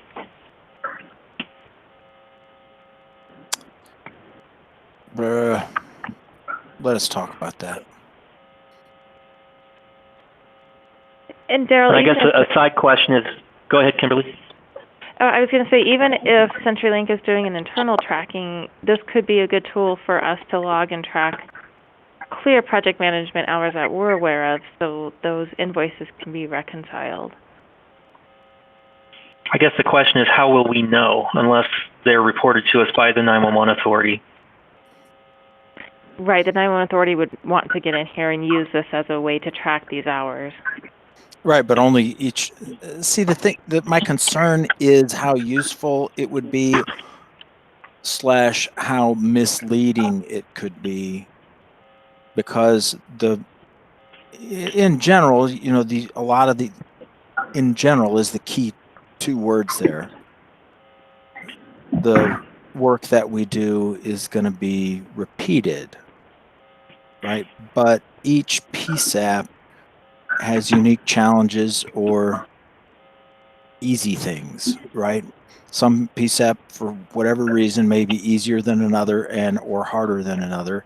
And that's part of the reason for the project management charge is to, kind of level that out in terms of what we have to do to match the service to your facilities. And so if we have, I said, well, it looks like they only spent 2 hours on this task in Denver, so they should only spend 2 hours on this task in Aurora. That's not going to be true necessarily, right? So is it really, I don't know if doing something like this and reporting to every, just gathering all the project management hours together, what are we doing it for? And is it really going to be helpful in that area? I don't know. So I said, let us think about it. But that's my concern. This is Monica. I'm going to defend CenturyLink a little bit on this. I think the project management hours the majority of them are going to be in our outlier folks, because frankly, again, that's where they're going to have to expend the most of their resources, because the outliers don't have the resources that the metro area folks have, or some of the larger authorities. But maybe, again, this is an avenue from the resource center that we can provide some information so that it helps us hold CenturyLink's feet to the fire, if you will, on what they really are charging us, and to maybe put some outlines or guidelines out there for the authorities to look out for.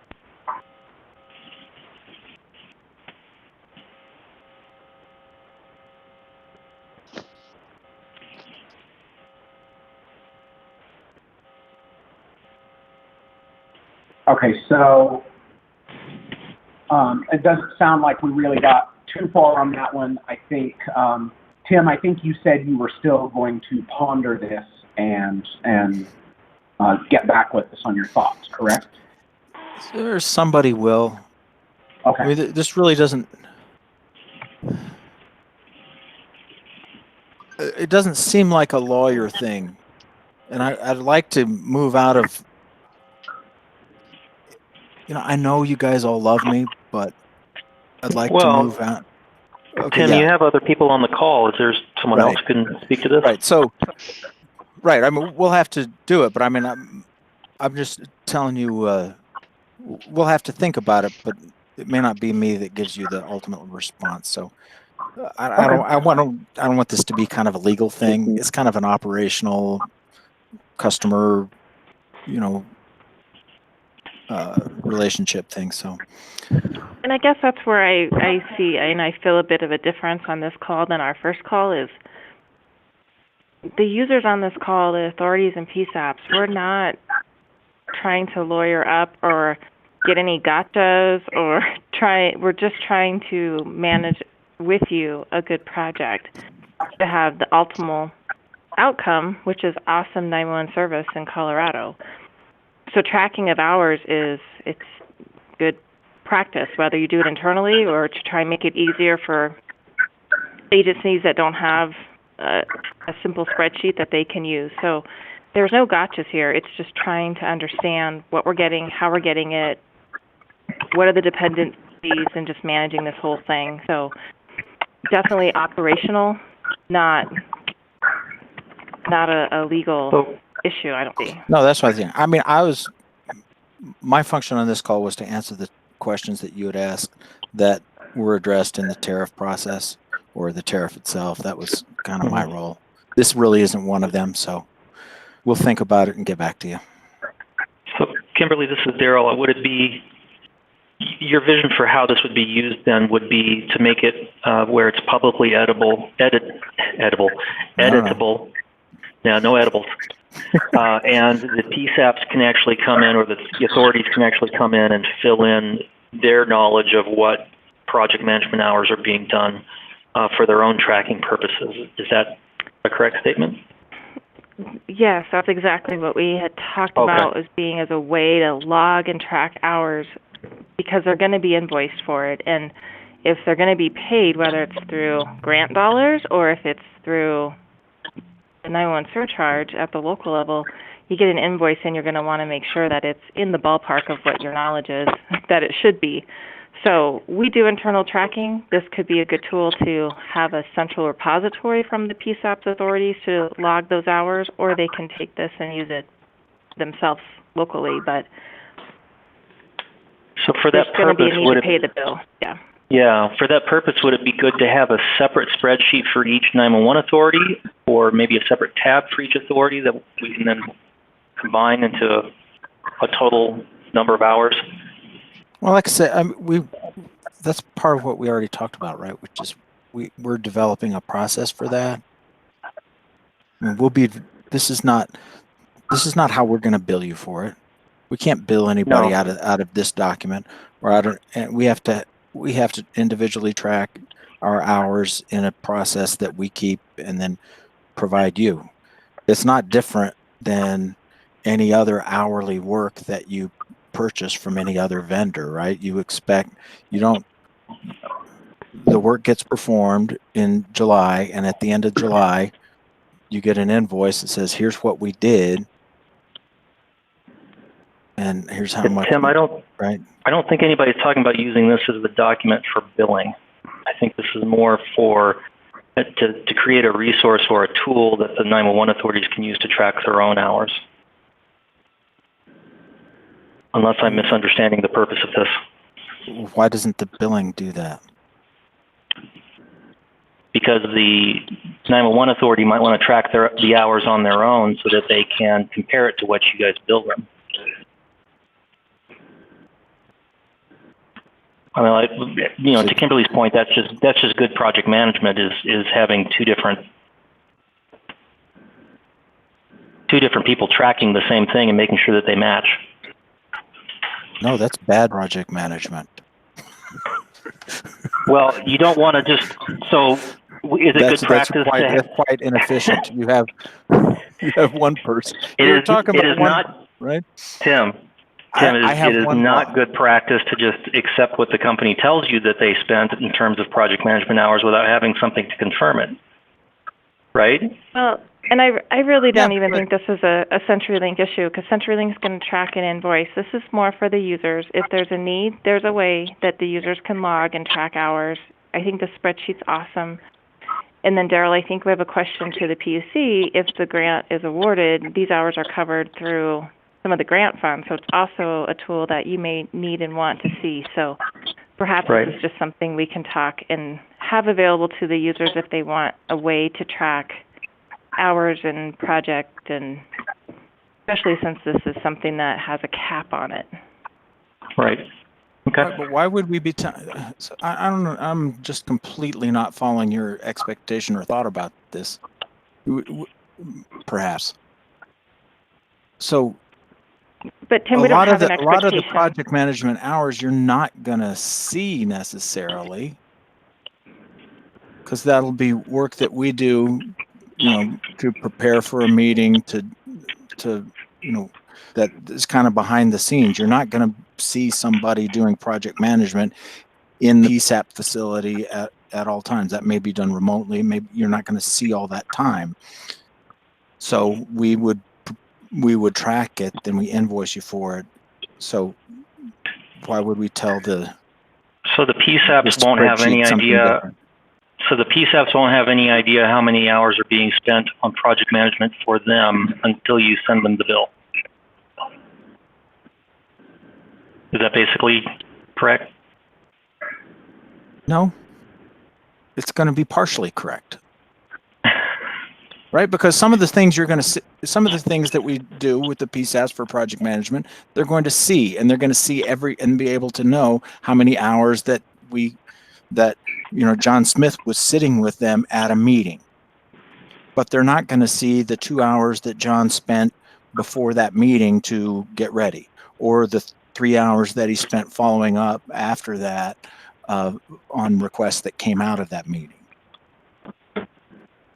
Right, so if Tim, the PSAP writes down on this spreadsheet the 2 hours of the hour of the meeting, then they're missing the 3 hours, the 2 hours before and the 3 hours after, and it's not going to match up. I mean, I suppose that we could take our invoices and say, okay, well, here's what we invoiced the PSAP for, and we could put it in this spreadsheet, but that seems kind of duplicative here. So that's why I say I'm not tracking with what you're wanting.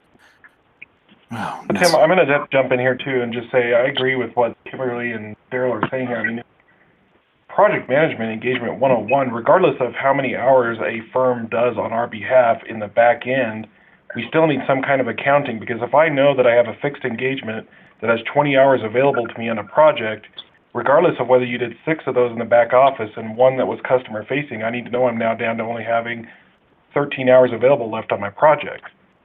So, and I'll also say, if this is going to be work that's reimbursable by the NTIA, I absolutely guarantee you the NTIA is going to require that level of accounting.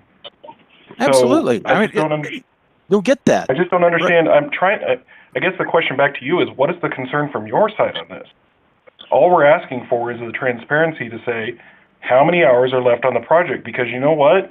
If Aurora only ends up using 4 and 16 were left over, and the grant paid for it anyway, and another PSAP needs another 16 hours, then why couldn't they turn around and use that? That's all we're asking for. This is Bruce. I do want to clarify one thing. There is a billing cap of 10 hours. So it may be that CenturyLink does 30 hours on your behalf, but they can only bill you for 10. So yes, that's correct. There is a protection for the authority in that fact that CenturyLink can't just stop working once they hit 10 hours and say, well, we didn't have enough time to complete your project, you're out of luck. They have to continue, and they have to fulfill their duty to provide you your concurrent sessions. But again, it's capped at 10 hours. So there is that protection. That's correct, Bruce. Capped at 10, but I have 46 concurrent sessions, 10 hours per. So it can get to be quite a bit into. Oh, yeah. Yeah. So I think that this is a user issue. We want transparency. We want to know hours. We want to know what everyone's working on. Sure. And where it's at, and if the project manager is behind the scenes preparing for a meeting, all that stuff we should know about, because it's part of the deployment of our concurrent sessions. If I'm going to bill you $83.54 for an hour of work, I'm going to tell you. I need to tell you what it was, right? Well, Tim, it's not only that too. I will also say that this is about being helpful and beneficial to the other PSAPs. So if again I'm able to say that for the Aurora engagement, if we are in fact the first ones to go live, that it took CenturyLink, let's say, 25 hours on their side of work, and we were able to report back it took 14 on our side. That's helpful information for the PSAPs to be able to know to plan for their own deployment. That sounds fair.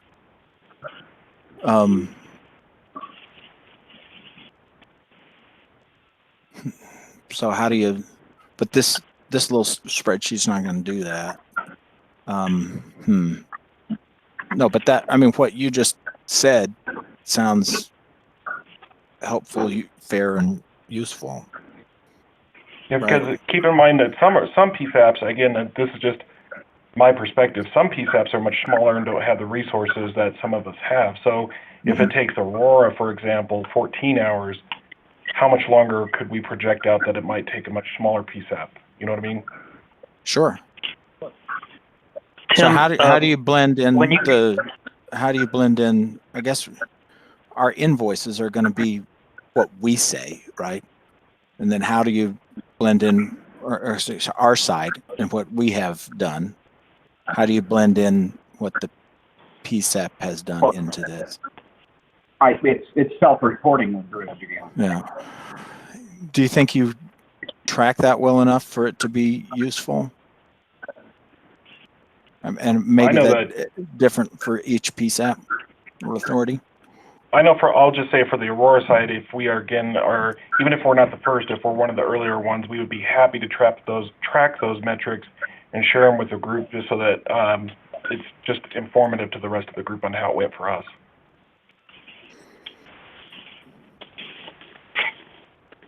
Okay. Well, again, I think let us think on this. I think you've made a good point about how I just didn't make sense to me to report. So we're going to be reporting in the invoices to each PSAP something, right? So John spent 2 hours doing X, and then also put it in this spreadsheet. John spent 2 hours doing X. I don't know. To what end do we do that? I don't know. So let us think about that. Thanks for your thoughts. I think I'm getting closer. Wes, David, please jump in here and save me. As a project manager, we will come up with a PM tracking sheet. Let's already print it out. We'll have a call and get that figured out. I think it's a fair question. We all agree. For an item that wasn't meant for the attorney to speak, he sure spoke a lot. Yeah, I know. That's why I had it. Get me out of here. Is it like Ben Kurt, you get paid by the word now? I wish. All right, so I think we have flogged that one pretty well. Let's move on to Daryl with PSAP Online Forum. So when we were originally talking about what the nature of this users group would be beyond what was spelled out in the settlement, one of the questions was, should it be a group for 911 authorities or should it be a group for 911 authorities and PSAPs? And what we ended up with was that the users group should really be for the authorities, but that we should also create an online forum for the public safety answering points to be able to share technical tips and other advice with each other, primarily for the technical people at the PSAPs to help each other out, so they know what to expect from the installation beyond what CenturyLink may tell them directly as part of the pre-planning, and to answer questions from each other. And so I created an online forum. This is what it looks like right now, and we can make this a page that's linked from the 911 Resource Center and make it, send out the address so it's easy for people to find. But the idea is that you can create topics. Let me go to the published page here, so I can actually interact with the site. You can create a new topic And it just looks like a standard message format. Then you click post. If somebody else already has and how do I get back? Okay, I may have found a bug already. All right, we'll put in another test for now. Haha. There we go. If somebody else has already put in a topic, so you can view it.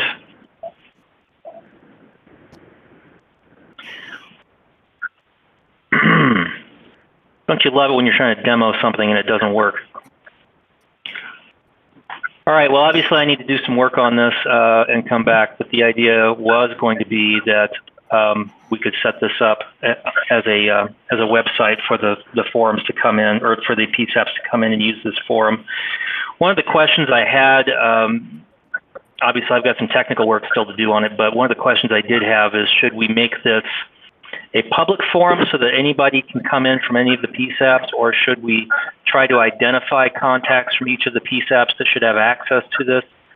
What does everyone think? Does anybody think that there are pros and cons to each of those approaches? This is Bruce. I think that there's real benefits in it being open to anyone within the PSAP to view this information. However, I do have a little bit of a concern that somebody may post something here that may, because if it's open to all the PSAPs and all members of the PSAPs, is it also open to just anybody that happens on the page? So that would be my concern, is whether or not something gets posted there that really shouldn't be general public information. Right. Darryl? So we could make it publicly viewable, but you have to be a member to post, and we can help identify the members from each PSAP. Darryl? Yes. I think my concern would be, if this is discussing technical information that's available to the public, would it be available to hacker types who might want to exploit, things they learn from monitoring this? Question one, and question two is this available to CenturyLink, so if they want to, they can intercede and resolve questions that are being discussed among authorities or PSAPs? So question one, I think, is a very good question. I think it depends. The danger depends on how technical they get in the discussions. But if we think that there's a chance that they're going to start talking, port numbers and things like that, then I think it definitely needs to be a private group. So I think that's a very good point. Question two, I think it would make sense for CenturyLink to be able to see this group, so that if there's a technical question that they can answer, it's easy for them to get in there and do so.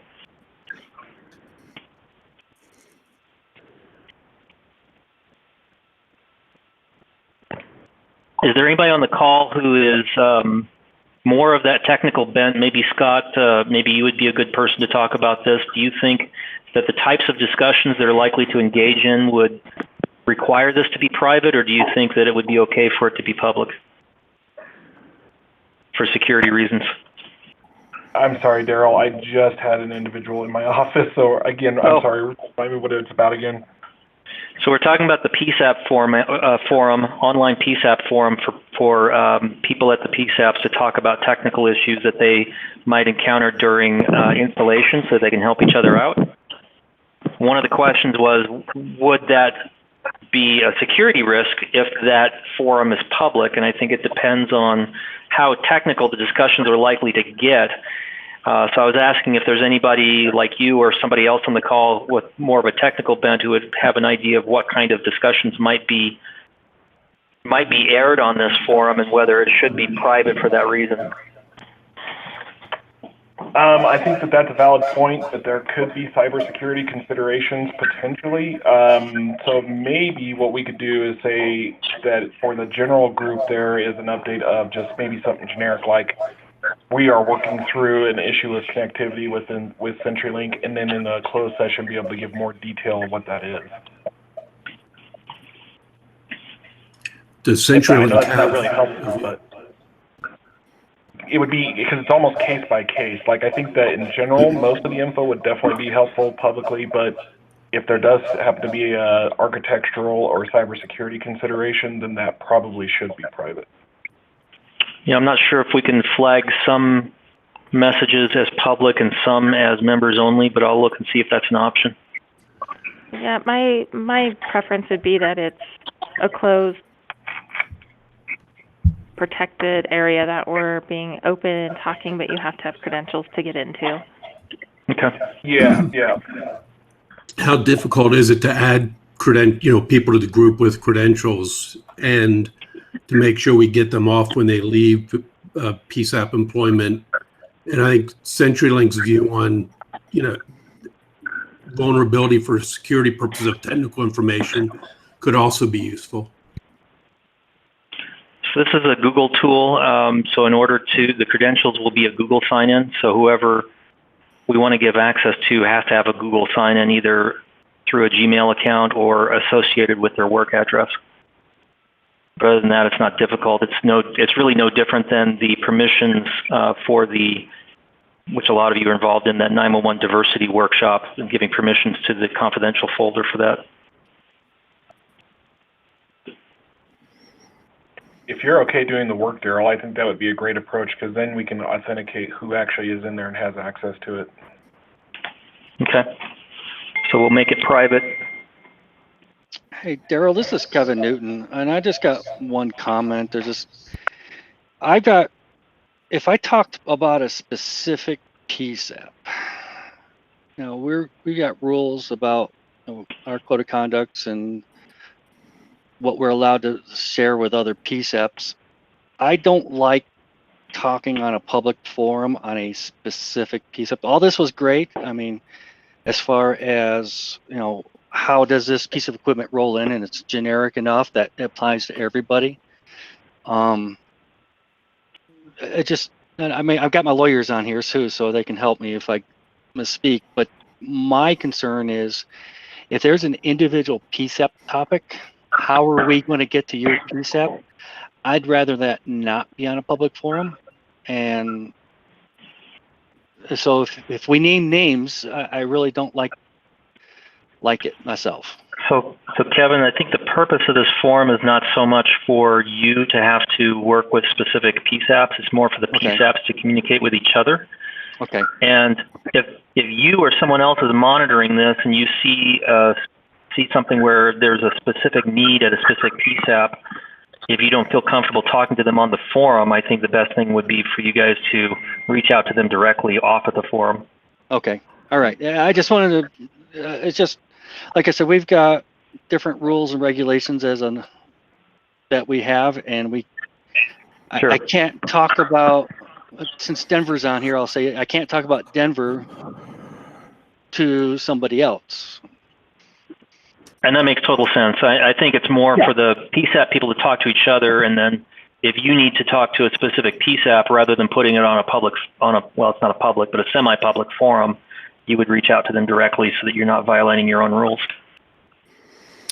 Yeah, I think the process that has been outlined is fine. And then if a topic comes up where we can't answer it, even within the confines of the private group that you're setting up, we'll address it at that point. Yes. Right. So if you've got a question, we say, okay, and it's difficult to predict all those things. So we'll just say, okay, well, this particular question we'll have to take on offline with you, Bruce. Yep. We can do that. I think we just figure it out as those issues come up. I don't think, there's a system way to do that. I think this is fine. Yeah, this is Mandy. From La Plata County. Is it reasonable to just limit the group to anybody that signed up to participate in this group?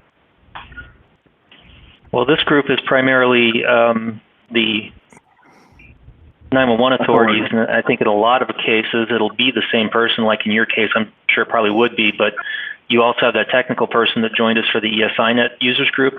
He might get something out of this too. Okay, could we limit it to this group and then the ESInet users group? Or, I mean, this is the ESInet users group. Yeah. I This misspoke. is So Mandy from go ahead. Westco, and I'm on the call, and the ESInet user group is a proxy for the authorities that I work with.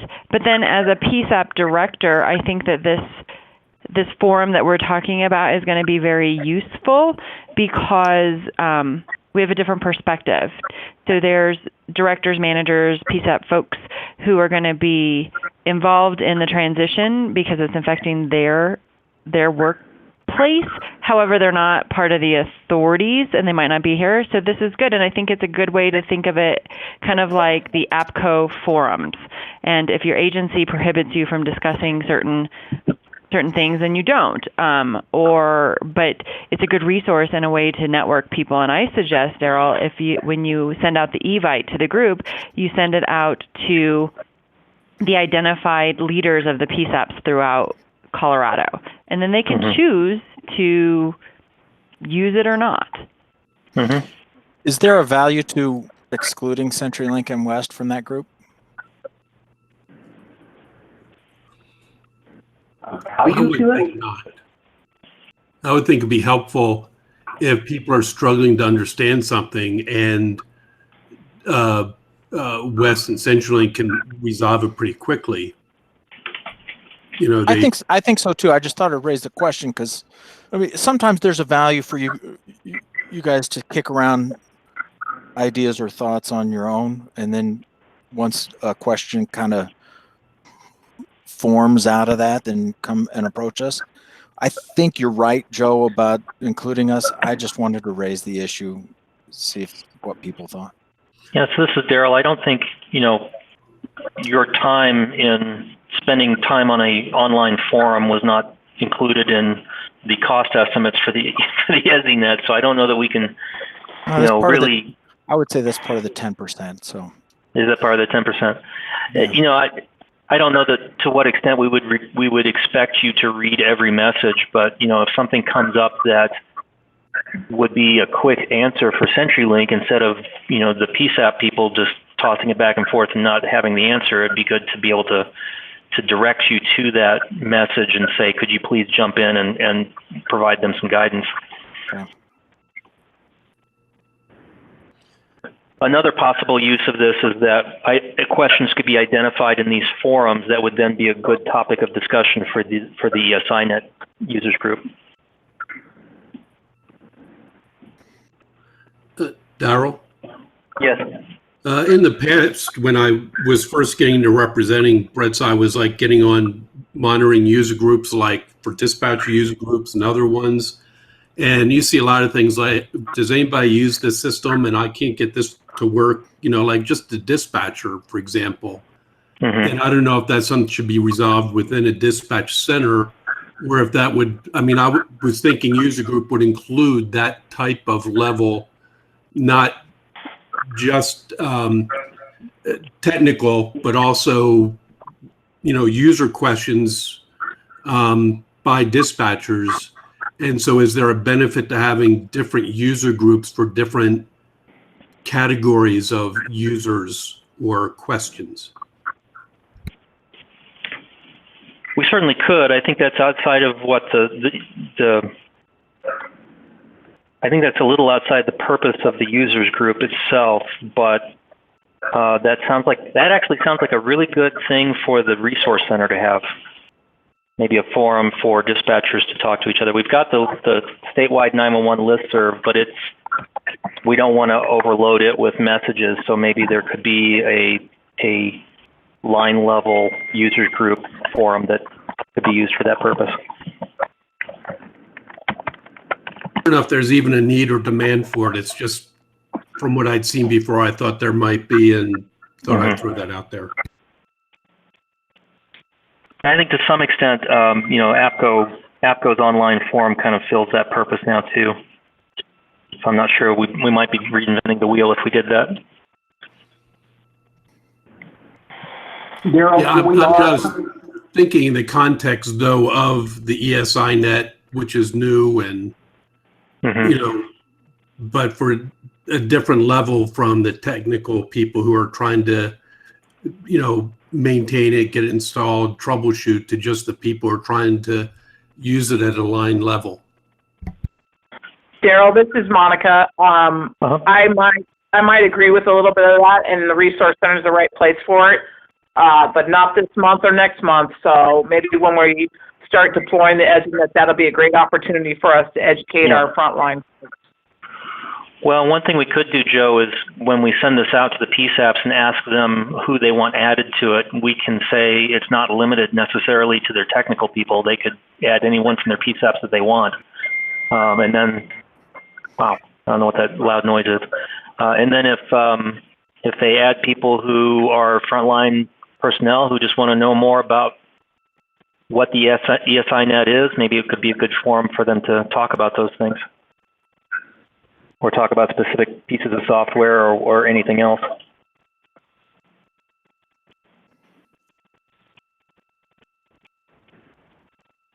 Daryl, as the clock watcher, we have gone just over our time, and we still have one item left for open discussion. Do we want to move on to that, or I don't know how many people are having to drop off because we have gone past our time? Yep. Sorry about that.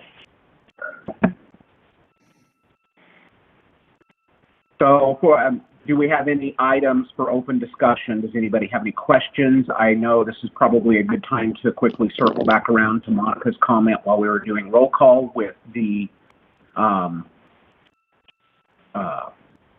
authorities that did not attend any of the informational meetings and any other items. So, Monica, do you? Whoever has their phone ringing, could you mute so we No, can't it's hear on that hold. Oh, Let me see if I can identify who it is.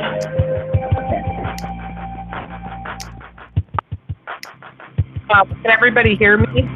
I thought that was your playing you off music. Bruce, can you hear me? Yeah, hang on one second, Monica. Okay, Monica? Yeah, so we have 12 authorities that we did not get to attend the 5 in-person sessions that Daryl and Wes and I held. 6 of those 12 people are on this call.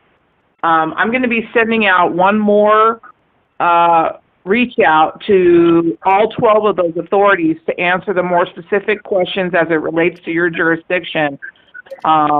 This will be a one more time opportunity. So I'm kind of happy that 6 of the 12 are on this call, but the ways for you to get additional information is through us in this one-time webcast that we're going to be holding in 2 weeks. So look for the meeting in your email because I'll be only reaching out to those 12 authorities. So here's the roster. And you can see which ones are blank. I know Archuleta County, I need to get that filled in, so we do have people for Archuleta who are on the call today. But you can see the other ones that are blank, and I think the other ones, Denver, I know we need to get that filled in.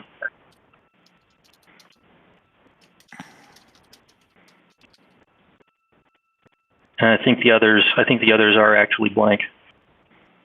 But you can see there's not that many left. So you got 1, 2, 3, 4, 5, 6, 7, 8, 9. So 9 out of 58 that we don't have voting members for.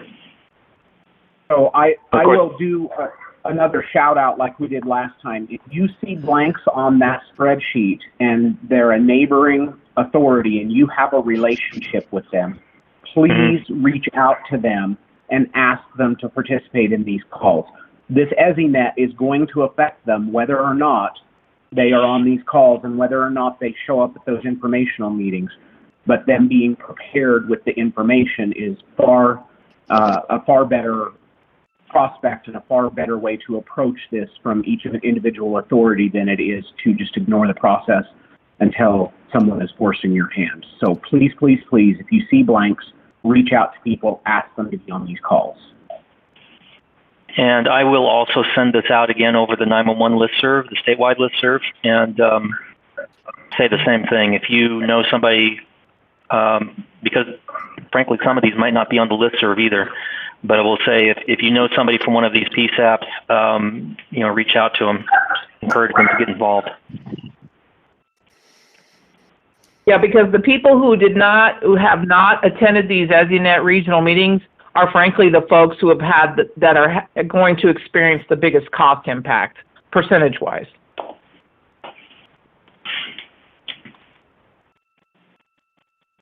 Okay, are there any other items that anybody needs to bring up real quickly before we end the call? All right, Daryl, do we have a date for the next meeting yet? I'm sorry, say again? Do we have a date for the next meeting?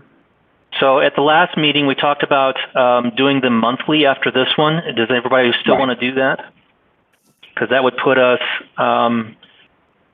let's say if we're doing the fourth Wednesday, which is what today is, then that would put us on August 21st. Fourth Wednesday would be the 28th, sir. 28th would be the fourth. You are correct. I can't count. 28th. And that day, I have a long-term power outage continuity of operations workshop that day. Okay. I have on my calendar that... Go ahead. I'm sorry. I have on my calendar that we did pick the 21st of August, so I think our cycle was going to be the third Wednesday. And then we just scheduled this one because we wanted to make sure we can get some of these items in front of CenturyLink without going that extra time. Yeah, I think But I remember that. that could just be a placeholder. Do we want to, does everybody else agree third Wednesday? That's fine. Okay, 10 to noon? Yes. All right, I'll make a repeating meeting invite for the next one then, so it'll be on your calendars going forward. Is 10 to noon always going to be safe? Do you think it's going to be safe for you, Daryl? Because I mean, the open meeting lasts just a little bit long, and you're ruined. Yeah, there might occasionally be times on Wednesday where 10 will be a little difficult, but that'll be pretty rare. I'm okay with putting it 10 to noon on the third Wednesday for now. Okay. Is Bruce able to initiate these calls as the president, even though he's not a PUC employee? Yes, anybody with the web address should be able to open it. I don't know, Bruce, if you'll be able to record it or not. So that's another question. We can look at that, Daryl, and especially if there's a time that you know you won't be available to be on the call, I can initiate the meeting credentials from my work Google account. Okay, sounds good.